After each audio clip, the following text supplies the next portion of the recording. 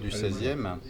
Ce château du 16e, pour nous, c'est l'atout majeur pour pouvoir développer une activité touristique. C'est une identité, c'est un pouvoir d'attraction très fort. Le château, il est classé, c'est le seul château classé de cette période qui soit transformé en hôtel à l'heure actuelle. Donc c'est un pouvoir d'attraction. Un journaliste récemment me le comparait à un parador à la française.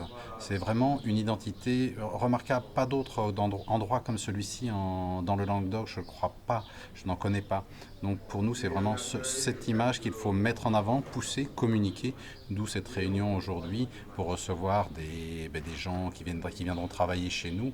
À l'instant, une dame me parlait de faire venir des gens de la NASA pour travailler. On en rêve, bien sûr, on travaille pour ça tous les jours, c'est notre combat. Et l'argument principal, c'est le château, c'est l'histoire, c'est les Qatars, même si le château n'est pas Qatar, parce qu'on a une histoire qui, bien sûr, est liée au Qatar.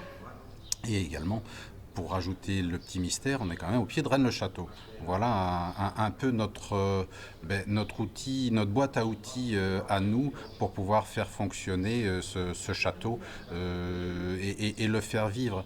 Parce que pour qu'il continue à vivre et qu'on puisse l'entretenir, on a besoin de recevoir des gens, on a besoin que la fête continue. C'est ce mouvement perpétuel qui permettra l'entretien, qui permettra de faire vivre ce bâtiment. Voilà notre travail de chaque jour et notre objectif.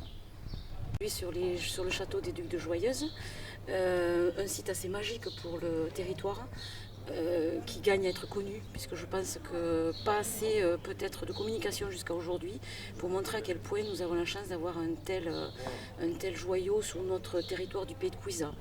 Donc nous avons aujourd'hui permis que certaines personnes du tourisme soient présentes sur le site pour pouvoir un petit peu expliquer au comité d'entreprise, à des gens qui pourraient venir sur le secteur pour des réunions, pour des balades, pour des séjours ludiques.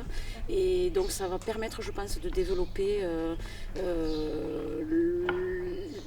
l'engouement pour notre territoire, pour la Haute-Vallée de l'Aude, et de faire connaître cet endroit magique qui est le château des Ducs de Joyeuse. Aujourd'hui, c'est des régions quand même qui restent, je dirais pas compliquées, mais pas toujours accessibles, nous permet de s'ouvrir à l'extérieur et nous permet surtout d'aller vers des gens dont on n'aurait pas aujourd'hui la possibilité d'approcher.